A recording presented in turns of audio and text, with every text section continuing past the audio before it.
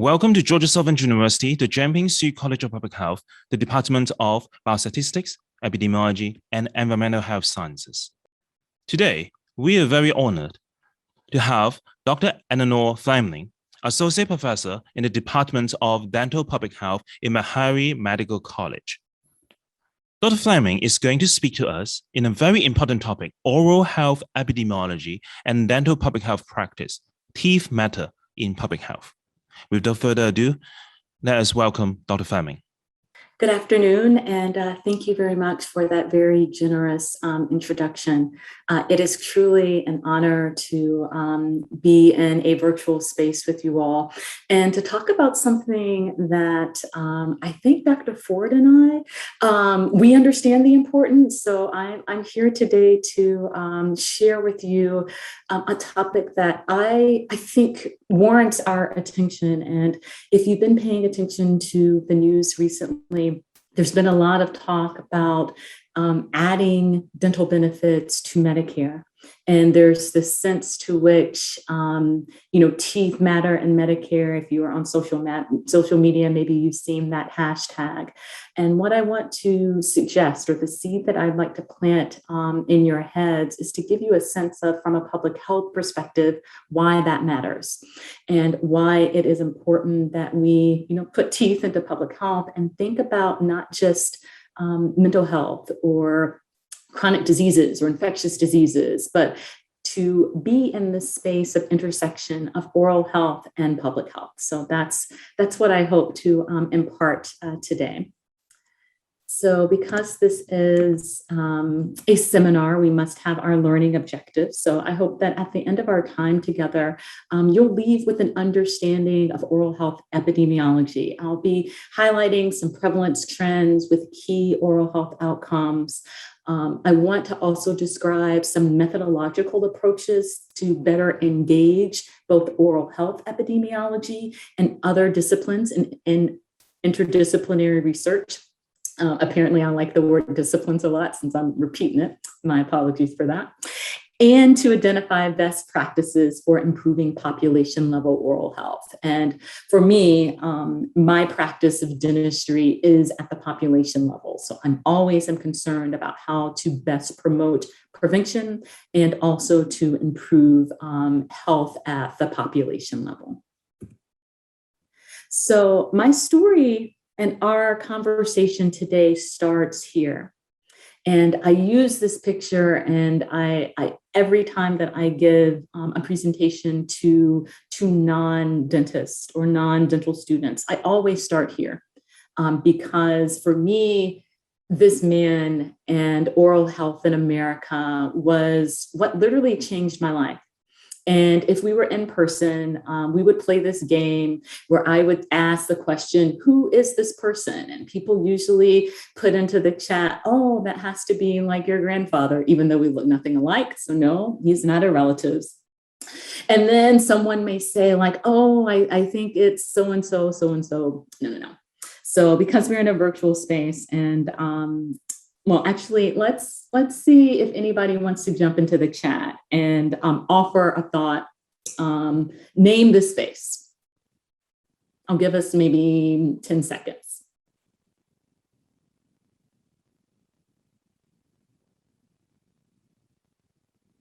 All right, I'm not seeing any takers, so that means that I get to do the big reveal. Yes! Yes, bravo. Yeah. We should give the credit to Avila Ward. Bravo. Yes, you are correct. This is Dr. Satcher, Dr. David Satcher, who during his time as Surgeon General issued the first Surgeon General's report on oral health. Now, you're probably familiar with the Surgeon General's report on smoking. There have been Surgeon General's reports on a variety of topics, but in 2000, we had our first Surgeon General's report on oral health, and it was groundbreaking. It was the first time that we had, not only from the Surgeon General's level, a report that spoke specifically to oral health, but oral health in the context of overall health and public health. And I remember as a graduate student, minding my own business, getting my PhD, hearing Dr. Satcher speak about oral health disparities. And to me, it didn't make any sense. And it still doesn't make any sense. So what did he argue in this Surgeon General's report? Well, he made the case that oral health is essential to general health and well-being. So there was this sense, I guess, that we thought of the mouth as just for chewing and talking, or for having a pretty smile. But there wasn't this sense within the larger community of the public, and perhaps within medical and public health professionals, that oral health mattered beyond chewing and eating and talking. He also made the argument that oral health disparities were a silent epidemic. And I think this was the part that really caught my attention, because growing up here in Middle Tennessee, where I have, called home for all of my life, I see dental offices on every corner. My family went to the dentist. I had braces, so I went to the orthodontist. So there was this sense that I had an experience of health, an experience of working with members of the dental team to maintain my health, and my family had access to care. And so the idea that other people did not have access to care just didn't make sense to me. And I always like to attribute Dr. Satcher for being my oral health clarion moment, if you will, because he put on my radar a topic that I never considered. Now, at the same time that Dr. Satcher is getting the nation's public health infrastructure and workforce and professionals thinking about oral health, something happened. 2007, again, I'm minding my own business, reading the Washington Post as I always did, and I saw this article from Meharry. And I had no idea in reading that article that my life as I know it would change. So Meharry is telling this story of Diamante Driver. And I remember seeing this picture and thinking to myself, oh my goodness, if I had siblings, Diamante Driver could have been a brother. If my life had been different, Diamante Driver could have been my son. Working in my local Boys and Girls Club, he reminded me of the kids who I had poured into in our community. Meharry writes about Diamante Driver living in Prince George's County, which for those of you who aren't familiar with Maryland, it is the county adjacent to Washington, D.C. It's also the county that has, at the time, and I think that this still is the case, a high per capita of Black wealth, meaning that there is a strong Black middle and upper middle class population in Prince George's County. Lots of dentists. If you, again, knowing the area, Howard University Dental School is, a few metro stops away from Prince George's County. And Meharry tells this story of Mrs. Driver. Mrs. Driver was Diamante's mom, and she was struggling to make ends meet as a single mother, working low-wage jobs. And Diamante's brother was complaining that his tooth was hurting, so she was trying to get him a dentist. And in the process of trying to get Diamante Driver's brother a dentist, Diamante gets sick. And no one seems to know what's wrong with him. He goes to the hospital, and he ends up in Children's National Hospital in Washington, D.C., where he ends up having to have emergency surgery in his brain because the tooth that could have been repaired with a filling, the tooth that could have been extracted, the infection from a tooth went to his brain, and he had to have surgery. So I want you to recall this picture of a bright, precarious boy, the future ahead of him, and someone who has undergone major surgery because of infection from a tooth. So Diamante Driver is at Children's National Hospital, and he seems to be doing well, and he dies. A child dies from a cavity. Now, I don't know about you, but there's something about that just doesn't seem right to me. It doesn't seem right in the sense of what type of system of healthcare delivery fails a child. It doesn't make sense to me that Ms. Driver, trying to make ends meet to support her children, was unable to find a dentist because Ms. Driver had Medicaid. And at the time, the Maryland Dental Medicaid program was very small. And Prince George's County, that county that had all of that Black wealth, had discontinued its dental program. Jiann-Ping Driver died. And I told myself that, and I say this with, I don't know, as much naivete as anyone could ever say something. But I told myself that I was going to do something to make sure that Jiann-Ping's death wasn't in vain. So whenever I have an opportunity to talk about oral health, I mention his name.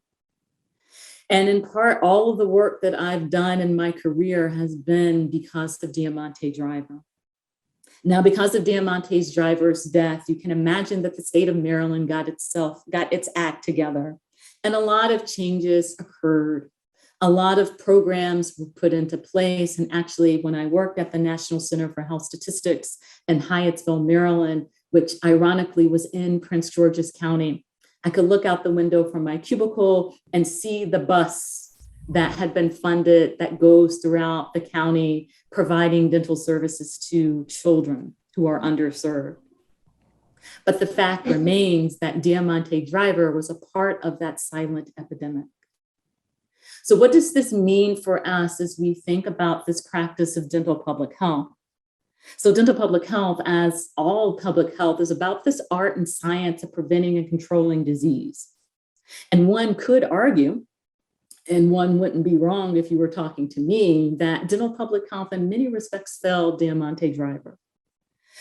But at the end of the day, we are charged to promote dental health within the community.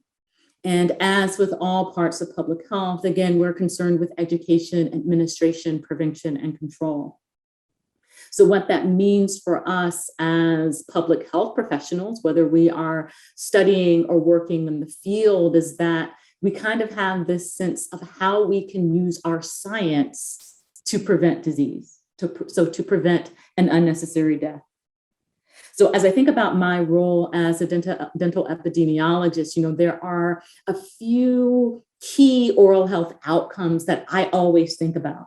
Now, because Dr. Ford is in the Zoom space, he might raise his hand and be like, but Eleanor, aren't there other oral health outcomes that we should be concerned with? And he's totally right.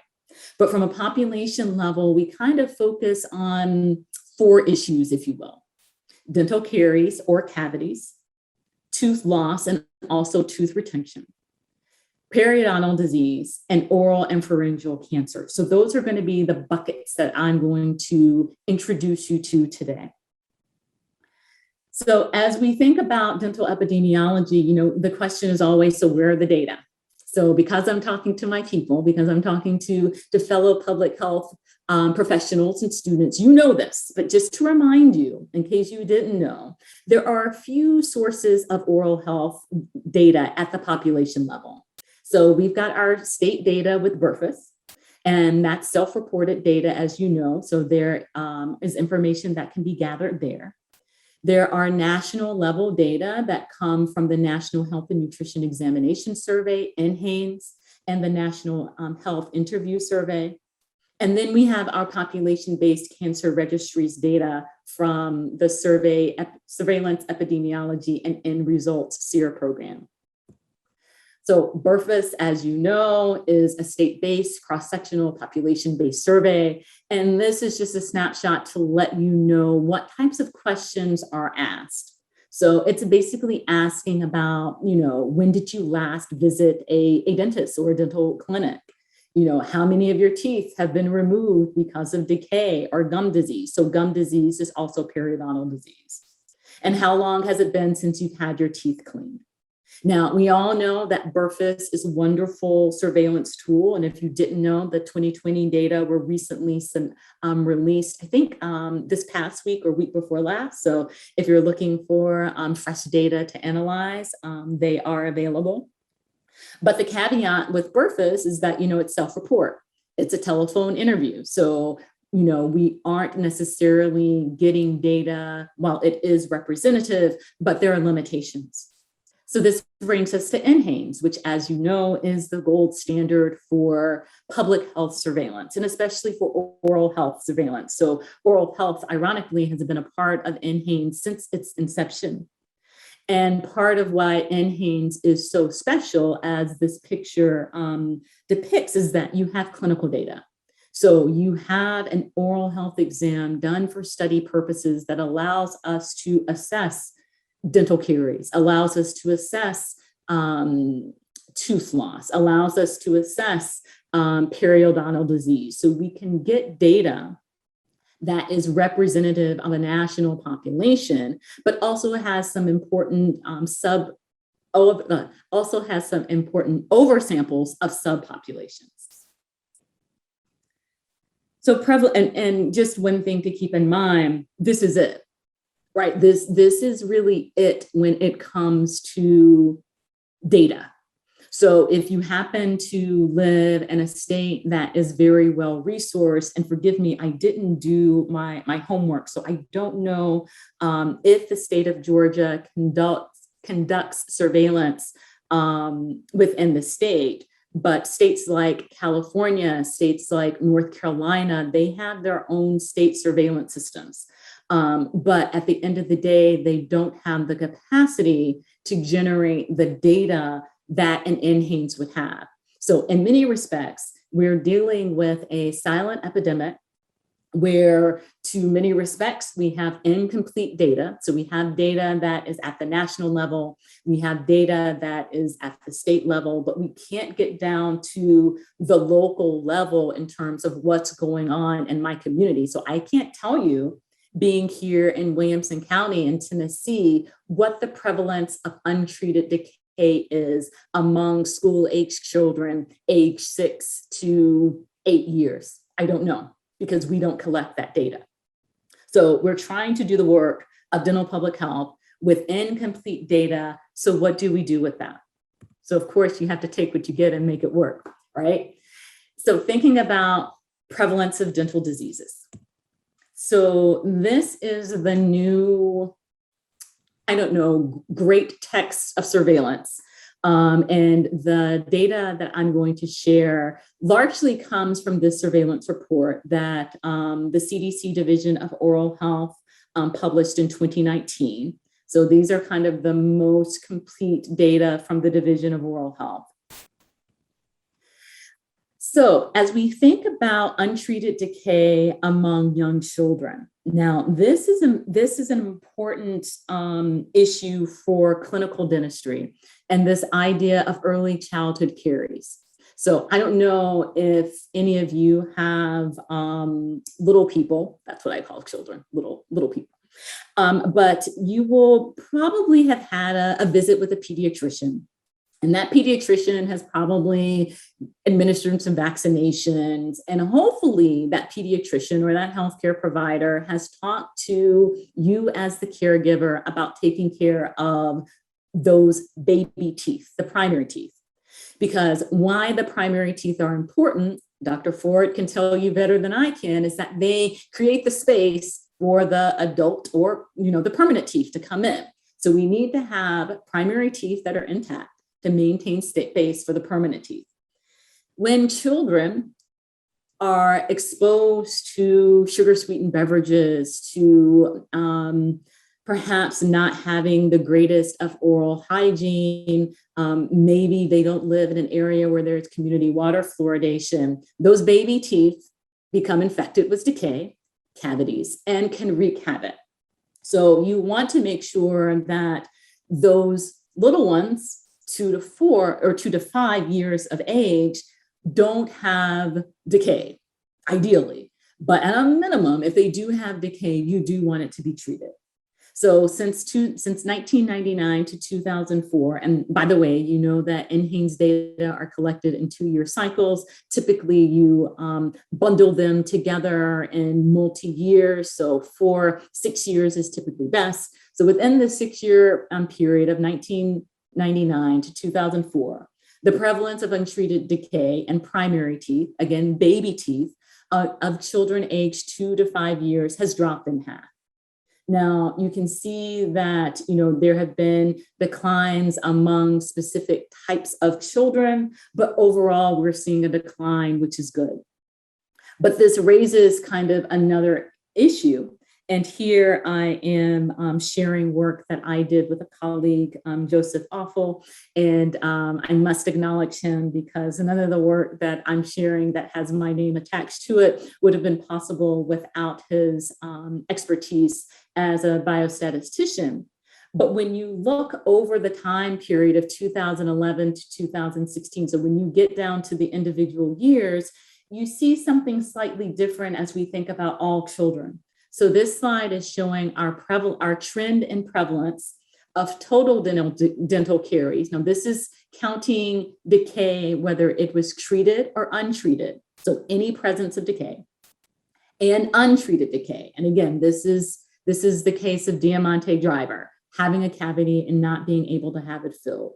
All teeth are included here, so permanent and primary teeth for all youth aged 2 to 19. So the top bar is our total caries, our lower in green is the untreated. And you see that, while there is a decline, in many respects, I don't sleep well looking at that 13%.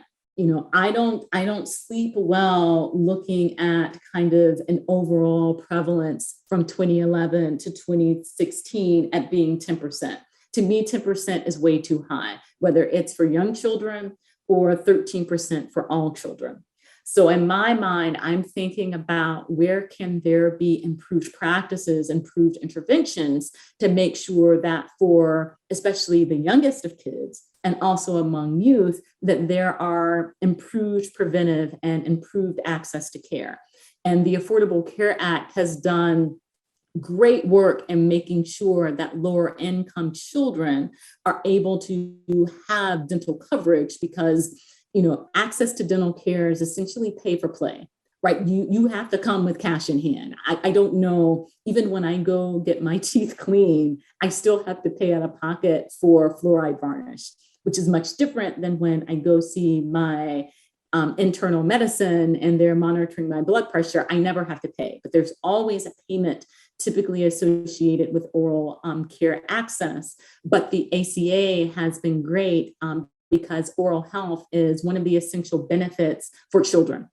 Unfortunately, that didn't happen for adults. And if I'm remembering correctly, Georgia, like Tennessee, is one of the states that perhaps did not expand its access to Medicaid through ACA to include adult benefits, adult dental benefits, which means that while our youngest communities are taking care of working adults, and again, to the point of putting teeth into Medicare, our older adults are left out. So sealants. So sealants are this substance that's put on back teeth to prevent decay.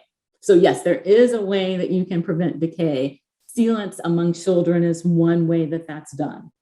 Now, sealants is a preventative treatment, right? It's typically covered under insurance. So you would think that children going in to see their dental provider, that sealants would be provided, but not always. So while sealant prevalence has increased by 35% among children during this time period, we see that overall, less than half of children aged 6 to 11 years have dental sealants on permanent teeth. So again, this is another, canary in the coal mine. Like this is problematic. And it suggests that there is much work that needs to be done in making sure that all children, ideally you would want all children to have a sealant, just like we would want all children to be, vaccinated for, the childhood immunizations, but for whatever reason, that isn't happening in our practice. So transitioning from little people now to our seasoned adults, thinking about complete tooth loss. And again, I acknowledge my collaborators, Joseph and Susan Griffin, on this project. So here we were looking at complete tooth loss or edentialism among older adults, so adults aged 65 years and older. Now, what this is depicting is the prevalence by age, by sex in the United States from 2015 to 2018. Now, you can see that overall, about 12.9% of adults have no teeth, right? And if we think about what having no teeth means, that means that the ability to chew is decreased, but not taken away. Dr. Ford can probably tell you that he's probably seen a number of people who had no teeth and were able to eat steak, right? So it doesn't necessarily mean that for everyone this is the same, but it does set up a situation where nutritional intake, the types of foods one can get, you can only imagine what not having teeth could mean. So we've made some progress there, but if you look, as older adults age, there's a linear increase, right? That there's a significant linear trend with age, which again is disturbing. So the fact that, about 18% of adults 75 years and older have no teeth. And you can imagine, well, this is for all NHANES data are done among older adults who are kind of community dwelling. So we're not even talking about older adults who may be in assisted living facilities or nursing homes. You can imagine that prevalence would be higher. And then you see that there are some differences by sex. Now, looking over time, and this is the trend in prevalence from 1999, 2000 to 2017, 18, you do see a nice decreasing linear trend. And we always like to see nice decreasing linear trends. But we know that, that decreasing linear trend, again, as we think about putting teeth into Medicare, is telling us something. More older adults are keeping their teeth.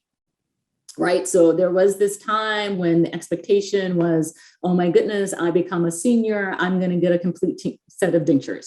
Like that's not the case anymore. People are maintaining their teeth, which is great. But what does it mean in terms of their access to care to make sure that they keep those teeth and do not become edentulous? Periodontal disease.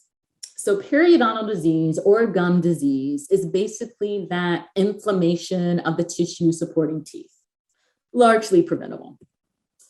Now, I always like to impart a little bit of oral health education here. So bear with me on this part as I go from being a dental epidemiologist to being a general dentist. But these pictures and images are to show you from a clinical presentation, periodontal disease. The pictures aren't the greatest, but at the end of the day, you go from healthy gums, which may be pink, could be melanated, depending upon the melanation in your skin. You go from having no inflammation, no kind of redness, no swelling. You go from having great attachment loss at the periodontal ligaments, which is what the figures to the right are showing, great bone height, and all of that goes away, right? And it ends up with tooth loss, right? Because the ligaments that hold those teeth in place, when they give, that means the teeth give. And of course, there are common causes for periodontal disease, poor oral hygiene, use of tobacco, diabetes can impact periodontal disease, and it's pregnancy among women, among individuals who are pregnant. So again, indulge me and allow me to be a dentist. Flossing. So floss the teeth that you want to keep. I know that's not funny. It's supposed to be funny. So I hope someone somewhere is chuckling on that one. Again, wouldn't be a dentist if we didn't kind of give a little bit of oral hygiene instruction. So if you aren't a regular flosser, which I've I don't share this in this presentation, but about a third of adults are daily flossers. So I hope if at the end of this talk you do nothing else and either go and buy a pack of floss, invest in a water pick, because at the end of the day, again, you floss the teeth you want to keep. Flossing is very easy. It takes a couple of minutes. Get about 18 inches of floss. And I like to say, you hug the teeth, right? You go in between the teeth, you hug the one on the left, you come out. You go into that same space, you hug the tooth on the left and you come out and you go around your teeth, right? Very, very simple. And it's something that, again, doesn't take a lot of time, but if done on a consistent basis, can potentially be the difference if you don't have underlying factors between you maintaining your teeth and potentially setting yourself up for disease. So getting down off of my dental soapbox, ascending to my epidemiologist soapbox. So what do we know about prevalence? So this is probably one of my favorites. There are a couple of seminal articles to me. And Paul Eke's work on periodontitis has to be one of them. So he used NHANES data. And again, I'm just giving you a little bit of the background here and reminding us kind of what his methodological approach was, stratifying the data by all of the ways that one would stratify, using the proper weight. So because he was using the clinical data, he used the examination weights and adjusting for the complex survey design, which is a part of NHANES. So what did he find? Among adults 30 years and older who have their teeth, I want you to pay attention to the turquoise triangle, turquoise diamond. So that kind of top line, and see that, overall, you can see that, between 20 to 70-ish% of the population, depending on age, would have periodontal disease, so periodontitis.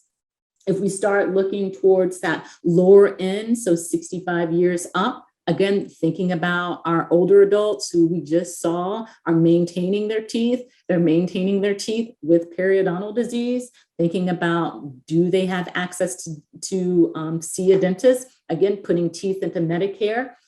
But you notice that with that severe, which is the navy circle, you see that about 10% of the population has severe disease, which in many respects is a good thing. So it's, less than 10% of the population. But again, you saw the picture of severe disease, and severe disease really is severe disease. Now, if I could only have 2 slides, 2 figures that I take with me for the rest of my life, I think it would be this one and the one that I will show you. So we mentioned, and we know that NHANES data is national data. So typically you are restricted in terms of what you can say at a smaller unit, right? But Eke and his colleagues were able to use methodological techniques to provide estimates of periodontitis at different levels. So at the state, congressional districts, counties, and census tracts. And again, where we want to focus on is that, I call it maroon because that's what it looks like to me, but that darkest of color. So notice where you see the darkest of color. By states, you're looking New Mexico, Texas, Louisiana, Mississippi, Florida. But as you go to the smaller units of analysis, you see that it's kind of spread across the United States and to different degrees. So again, this is where we are looking at percentages of periodontitis that are high among adults. And then this is showing to the point of that 10% that has severe periodontitis. Where is that? And again, looking at states, as we look at severe disease, South Carolina wasn't on this slide, but South Carolina pops up on this one. So giving us a sense of where the burden of disease is. And again, using NHANES data and methodological techniques to allow for that level of analysis. So oral cancers, this is an area where if you have been paying attention to a lot of public health campaigns, cancer oral cancers, HPV vaccination is one where there is a lot of energy, right? So as we think about oral cavity, and I'm just going to call it oropharyngeal because that's kind of the term that we use within dentistry, you're in theory talking about small number of new cases. So the incidence is about 3%, right? Percent of all cancer deaths, less than 2%.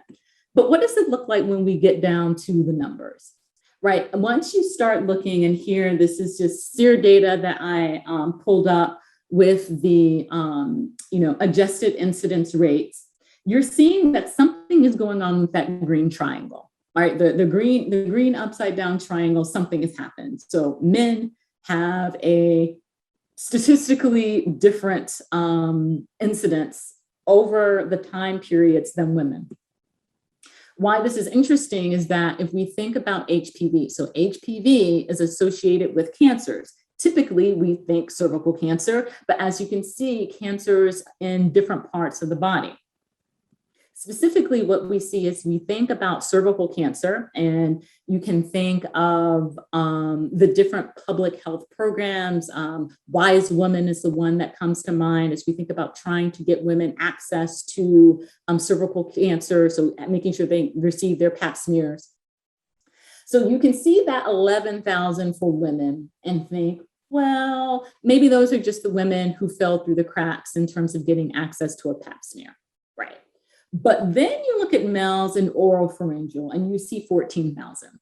And the question becomes, what's going on there? What is it about men? What is it about oropharyngeal cancers associated with HPV? And the fact that we have a vaccine, why isn't that being used as a tool of prevention? So there's a growing body of science kind of looking at HPV preventable cancers and trying to figure out different public health approaches to make sure that men, and some of this is related to sexual behaviors, that there are resources and prevention methods put into place, because as you can see, that male number was far greater than female. So we've gone through our prevalence. So now we need to get to practice. So what does this mean in terms of dental public health practice? As you know, our Community Preventive Service Task Force, the Community Guide, is our gold standard. And there are recommended practices that have been shown through scientific inquiry to improve oral health, period, right? So community water fluoridation. That is one of the greatest achievements in public health that CDC has championed for some time now. School-based dental sealant delivery programs. Again, we talked about the importance of sealants and what that can mean for children's health. And then we stop, right? So we kind of have like two community guide tools in our toolbox. Because there's insufficient evidence for community-based sealant programs, for looking at population-based interventions for the early detection of oral cancers, and then for preventing craniofacial injuries. And I know we didn't talk about that, but I included it just because it was a part of the community guide. So as an epidemiologist, I'm here for the methods. I'm here for how can we do this inquiry better? Now, my first training was in qualitative methods. So I'm always thinking about mixed methods approach, always thinking about where can we use qualitative data to support and perhaps even augment clinical data. And this is especially true for advocacy. So as I mentioned before, I can't tell you about the prevalence of untreated dental decay in Williamson County, but I could do a community survey to find out about the needs. And actually, if you look at the community health reports that are done at the local level, community members often mention oral health as being their top concern. There are ways in which mapping can be used to explore social determinants of health. So thinking about the built environment, thinking about access to care. And then also, as I have mentioned, there is a need for improved surveillance, and especially getting data clinical data at state and local levels. Which brings us to research opportunities. So where are there areas for us to go deeper into our inquiry? So oral health, Dr. Satcher told us, well, he didn't, but Dr. Satcher, as the spokesperson for the Surgeon General's report, which was put together by many collaborators, voiced that oral health is essential to general health and well-being. So we can think about maternal and child health associations with periodontal disease and preterm births. What does that mean in terms of getting fluoride varnishes into pediatric dental, medical homes, right? Because those little ones are going to see the pediatrician, may not make it to the dentist. So where can there be interventions there? Around chronic diseases, we have this understanding of how inflammation works in the body. So where are there intersections between periodontal disease and cardiovascular disease? Also with cancers, looking at stomach and colon cancer. And there were two great studies that I wanted to highlight, but I couldn't put the slides together to make them coherent in a way. But there was a recent study in the American Heart Association about strokes and periodontal disease that I think was a great addition to the literature, and also work that's been coming out of Harvard in the last year or two ago, looking at periodontal disease and stomach and colon cancers. With infectious disease, we just talked about HPV, but also thinking about HIV. So HIV has signs and symptoms in the oral cavity. So what does it mean? How can we improve access to care? How can we improve oral health outcomes for people who are now living with HIV?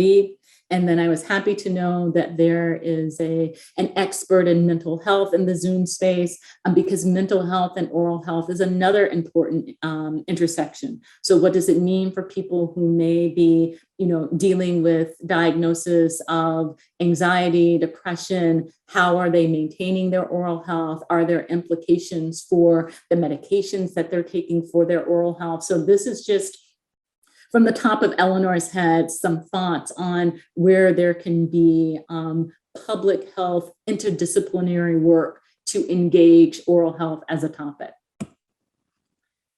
Now, my research at this moment is thinking about racism, and you will notice that I tried not to show you any figures that show differences among non-Hispanic whites, non-Hispanic Blacks, non-Hispanic Asians, and Hispanics, right? Because we know that race is a social construct, so it doesn't mean anything. And this idea of describing disparities without being able to address the racism, which is a structural cause, in my opinion, does more harm than good. And the fact that I've been a culprit in doing this means that I need to do better. So how can we think about structural racism in policies and practices, and also within our methods, to make sure that we aren't just describing disparities, but doing the work of equity? How can we think about patient-provider discordance and impacts on clinical treatment? We know that this happens with people who are pregnant and birth outcomes with their children. Black pregnant people do better with Black healthcare providers in terms of the success in the delivery of their children. So what does this mean from an oral health perspective? There have been a few studies, but in my opinion, not enough. Again, thinking about individual racism and the role that bias can play in clinical research. If it's happening in medicine, odds are it's also happening in oral health, but we must measure it. So we have some objectives for today. I would like to think that you now have an understanding of oral health epidemiology, hopefully more than what you came in with, although Dr. Ford was here, and so he probably knew some of this, so I hope I added to his learning. We've talked a bit about methodological approaches to better engage questions around oral health, and talked about improved practices, evidence-based practices for improving population oral health. So on that note, I will stop. And I do believe I'm seeing that there are perhaps some questions. So I'm happy to field those at this time. Thank you. Well, thank you very much, Dr. Fleming. I'm seeing the link to Dr. Cohen's research, and so I just need to give a shout out to Dr. Cohen. So thank you for doing this work and doing this work with experts in the field to look at, again, cardiovascular disease in communities, thinking about oral health. I mean, this is the work. This is the fertile ground for us to the field. So whoop whoop. Dr. Cohen, love to see that. And if you're looking for a collaborator, just know that you found one. So I'll stop there.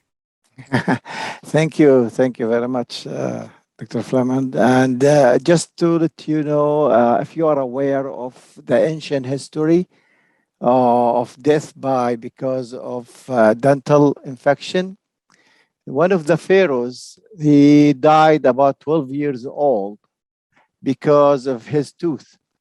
It was like a cavity and got infected, went to the brain, and he died from that. And that record exists in the Egyptian history about pharaohs. Pharaohs, they're kings and stuff. So just to second what you said about how dangerous this kind of things if you ignore it, and so it can lead to death simply.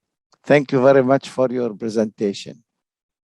Thank you, and I appreciate you for highlighting that rich history, because I did not know, and so now that's going to be a new fun fact that I include in my lectures. But it just highlights the point that teeth, that which we take for granted, we use it for chewing. You can search it. I think you can search it on the internet, and you'll find it about Egyptian ancient pharaoh history.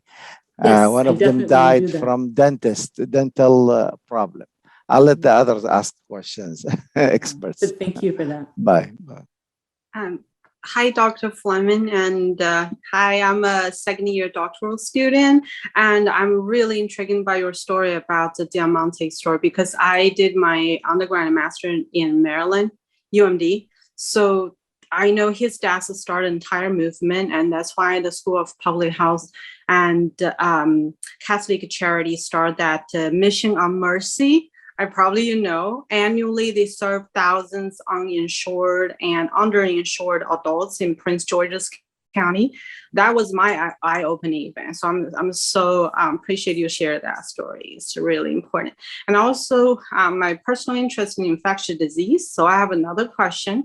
So I read articles and research articles saying they have this increasing concern during the COVID-19 pandemic about wearing the mask, and with increasing incident with certain oral health like gum disease and bad breath, gum disease, and tooth decay. So I want to hear if you have any insights about it. So happy to see that there is another person who has spent some time in the DMV and Prince George's County. I did, as an aside, participate in a Mission of Mercy American Dental Association event at the University of Maryland, which, to your point, was in collaboration with Catholic Charities. And it's interesting that for some in the dental world, they kind of see those community events where, if you've never been to one, Yes. This is what happens. A group of people come to a gym, set up shop, and people wait outside in these long lines in the hope of getting what I call the golden ticket, if you remember Charlie and the Chocolate Factory, so that they can be selected to be treated for one thing. Yes. Right. You get one treatment in your visit. And the idea that we have set up an oral health delivery system that in many respects has taken the humanity of people and reduced them to waiting in line for a golden ticket, to me is heartbreaking and disappointing. I will do the events because I understand that to some extent, these 10 fingers can add value, but also these 10 fingers and this big mouth works better as an advocate. And Yes. so one of the things that I do is push the envelope and trying to make sure that my fellow providers aren't just doing the day of service, but are also seeing those patients. And that the reason that not seeing patients comes down to a number of reasons, and what you highlighted in terms of what Maryland was able to accomplish, address some of that in terms of provider reimbursement. But it's important for us to keep in mind that service isn't a dental home. Yes. So let me step down off my soapbox, but since you mentioned it, I had to bite. Now, to your question about infectious disease, wearing a mask, and oral health diseases, I must confess that that's not something that I have read about. Okay. So I'm going to put my email in the chat, because it seems like you have more information than I do. And if you wouldn't mind sending me some studies that you've been seeing, because I'd like to take a look at it. And I say this because with everything in the pandemic, from an oral health perspective, it's been making sure that the dental workforce is Yes. safe, making sure that patients are safe in terms of returning to receive care. But I haven't seen that link in terms of causes of outcomes, meaning like an increase in periodontal disease or an increase in decay. So I'll have to read more about that. So if you can help me in my learning, I would appreciate it.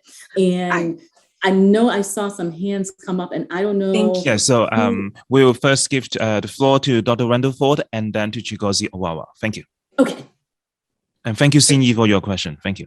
Thank you. I wanted to share a couple of things. We just actually finished 2 weeks ago a remote area medical clinic, which is very much like Missions of Mercy Clinic. We put the first one on in Savannah 2 weeks ago. We had 174 patients, and we did $77,000 worth of treatment.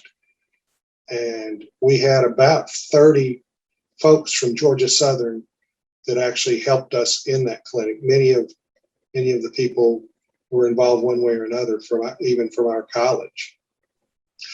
To answer the question, what we have seen, the studies that I've seen as to increased decay and increased periodontal disease during COVID has been attributed, according to the science that I've seen, more to the time period where people weren't able to go to dentists for elective procedures. And unfortunately, things that you and I don't consider elective, the federal government and state governments did consider elective at that point. Governor Lee did consider it elective.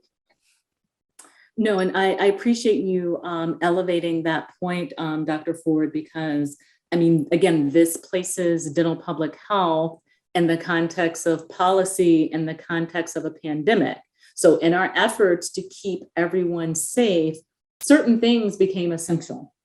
My mother, who is a banker, became an essential worker, but her daughter, who was a dentist, wasn't, right? So it's like, who is essential, who is not essential, and what services are we providing access to? And mind you, in the beginning of the pandemic, there was a lot of newness, and a lot of dental offices did have to shut down, meaning that there's now this backlog of getting people into care.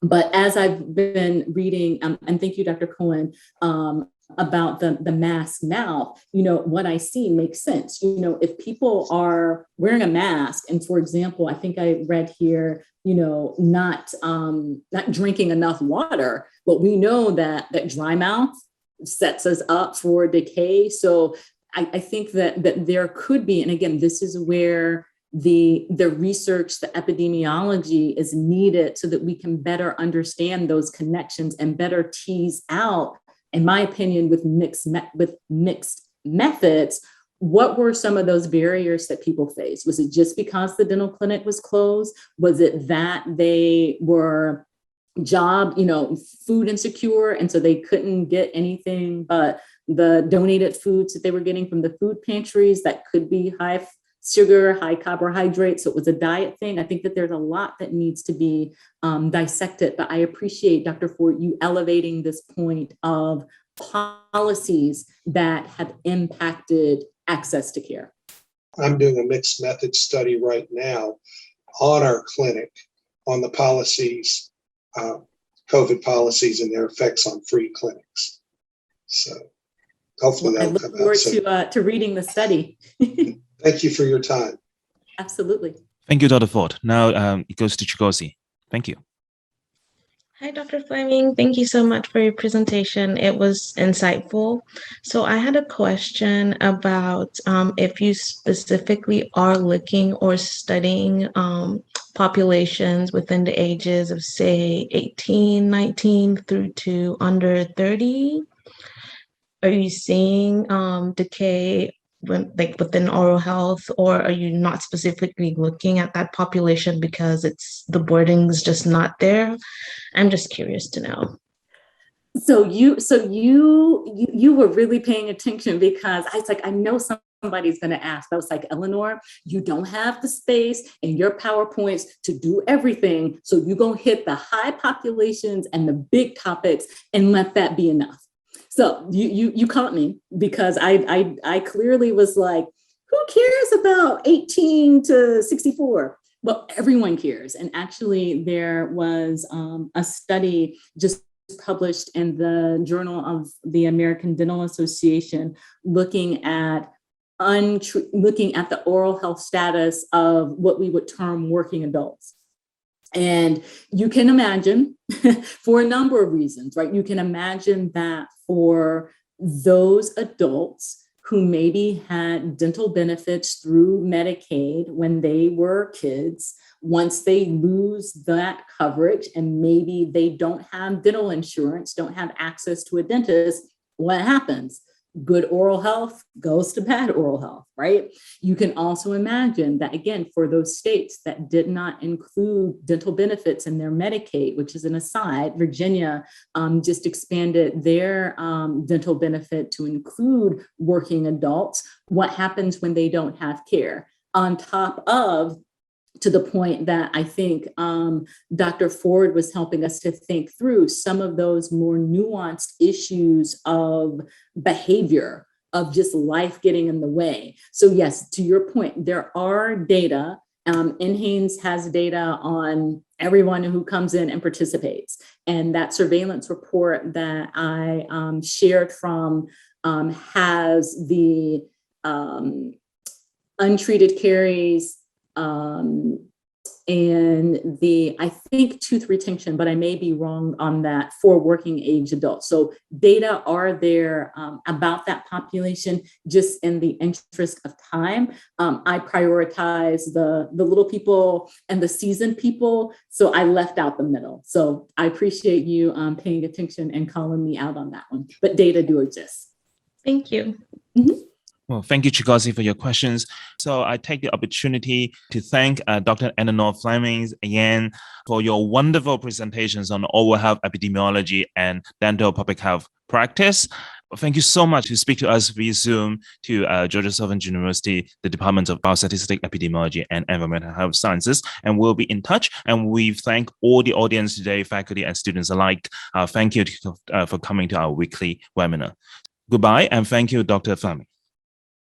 Thank you. Thank you. And again, my email is in the chat. So if anyone has questions or wants to reach out, I am available. But I have appreciated spending the time with everyone. Thank you.